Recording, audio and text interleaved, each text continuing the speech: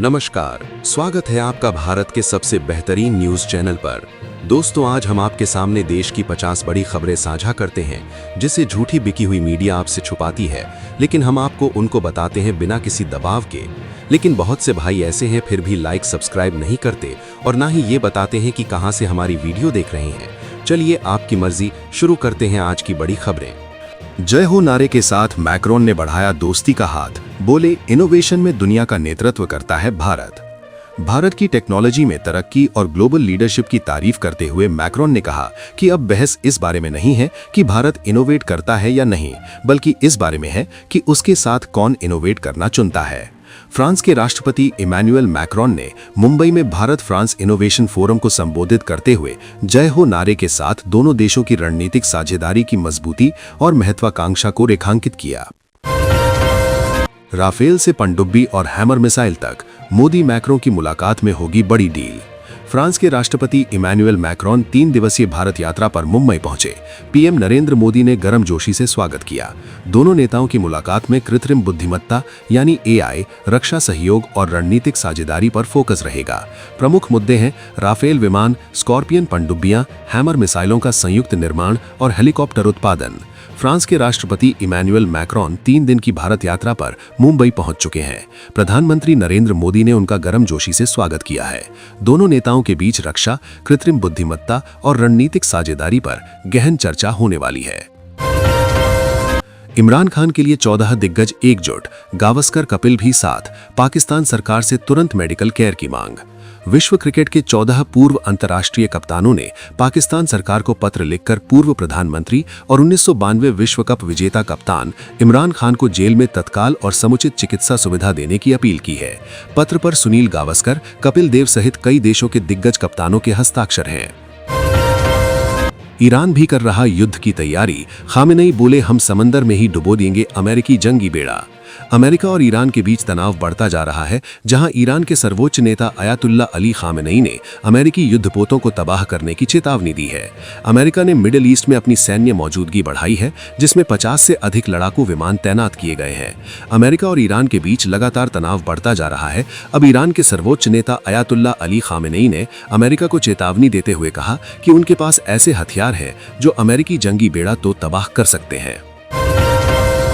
पाकिस्तान पर मंडराएगा जल संकट, रावी का पानी रोकेगा भारत, बस शाहपुर कंडी बैराज बनने का इंतजार। भारत ने रावी नदी के अतिरिक्त पानी को पाकिस्तान तक पहुंचने से रोकने का फैसला कर लिया है। शाहपुर कंडी बैराज के पूरा होने के बाद पाकिस्तान को रावी नदी का अतिरिक्त पानी नहीं मिलेगा, जिससे वहां जल संकट गहरा सकता है। गर्मियों से पहले भारत पाकिस्तान के लिए रावी नदी के पानी को पूरी तरह से बंद करने की तैयारी में है। शाहपुर कंडी बैराज के 31 मार्च तक पूरा होने की उम्मीद है। इसके पूरा होने के बाद रावी नदी से पाकिस्तान की ओर बहने वाले अतिरिक्त पानी को रोका जाएगा। परमाणु समझौते पर अमेरिका ईरान वार्ता का दूसरा दौर आज, जिनेवा में पहुंचे अरागची। अमेरिका और ईरान के बीच परमाणु समझौते पर दूसरे दौर की बातचीत आज जिनेवा में होगी। ईरानी विदेश मंत्री अब्बास अरागची वार्ता के लिए पहुंचे हैं, जबकि IRGC ने हॉर्मुज जलडमरू मध्य में सैन्य अभ्यास शुरू किया है।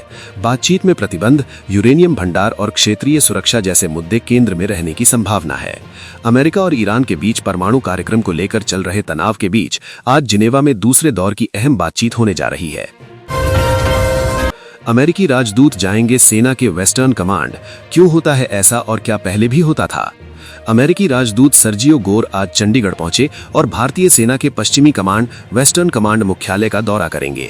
उन्होंने खुद एक्स पर पोस्ट किया कि चंडीगढ़ पहुंच गया हूं, वेस्टर्न कमांड विजिट का इंतजार है। ये दौरा भारत अमेरिका रक्षा सहयोग को मजबूत करने का हिस्सा है।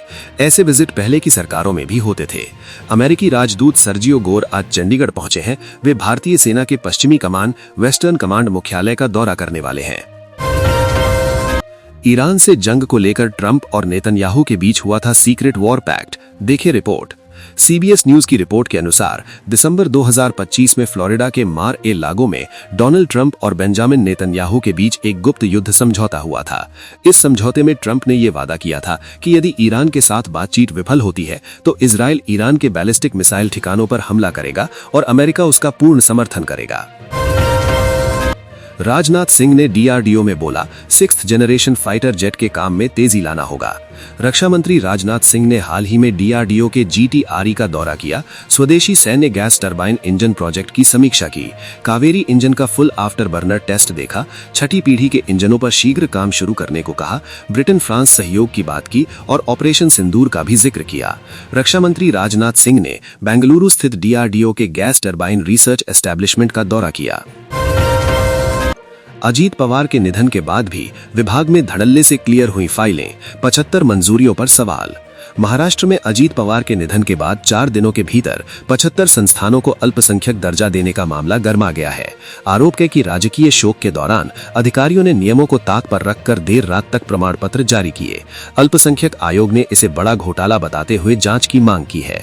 महाराष्ट्र में अल्पसंख्यक दर्जा देने को लेकर बड़ा विवाद खड़ा हो गया है। पूर्व उप मुख्यमंत्री अजीत पवार के निधन के तुरंत बाद महज 4 दिनों में 75 अल्पसंख्यक प्रमाण पत्र जारी किए गए।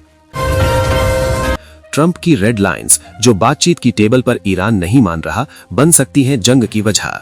जिनेवा में ओमान की मध्यस्थता में हुई ईरान और अमेरिका के दूसरे दौर की बातचीत के बाद एक अहम मोड़ आया है। दोनों देश एक भविष्य के समझौते के लिए मार्गदर्शक सिद्धांतों पर राजी हो गए हैं। हालांकि अमेरिकी उपराष्ट्रपति JD वैंस ने चेतावनी दी है कि ईरान ने अभी तक वॉशिंगटन की रेड लाइंस को स्वीकार नहीं किया है। तेहरान परमाणु कार्यक्रम को लेकर मंगलवार को अमेरिका ईरान के बीच जिनेवा में हुई अप्रत्यक्ष वार्ताओं कुछ समझौतों पर सहमति बनी है, लेकिन दोनों पक्षों के बीच कुछ मुद्दों पर मतभेद बने हुए हैं। बांग्लादेश में बीजेपी ने जीती 1 सीट, हाथी और साइकिल का सूपड़ा साफ। बांग्लादेश के चुनावी आंकड़ों के अनुसार BNP ने सबसे ज्यादा 219 सीटें जीतकर स्पष्ट बहुमत हासिल कर लिया है। दूसरे नंबर पर जमात पार्टी रही है, जिसे 68 सीटों पर जीत मिली है। इस चुनाव की सबसे बड़ी राजनीतिक पृष्ठभूमि ये रही कि लंबे समय तक सत्ता में रही आवामी लीग चुनाव मैदान में उतर ही नहीं सकी। तेलंगाना के शहरी निकाय चुनाव में कांग्रेस का दबदबा, 112 में से 86 सीटें जीती। तेलंगाना में शहरी स्थानीय निकायों के मेयर और चेयरपर्सन पदों के अप्रत्यक्ष चुनाव में सत्तारूढ़ भारतीय राष्ट्रीय कांग्रेस ने 112 में से 86 मेयर चेयरपर्सन और 84 डिप्टी मेयर सीटें जीतकर दबदबा कायम किया। वहीं भारत राष्ट्र समिति को 18 मेयर और 14 डिप्टी मेयर सीटें, भारतीय जनता पार्टी को 2 मेयर और 5 डिप्टी मेयर सीटें मिली। तो ये थी आज की कुछ जरूरी खबरें जो आपको बतानी बहुत ही जरूरी थीं। ऐसी ही खबरें रोजाना देखने के लिए इस चैनल को सब्सक्राइब करके वीडियो को लाइक करना बिल्कुल न भूलें। आपका एक सब्सक्राइब हमको आगे बढ़ने की हिम्मत देता है।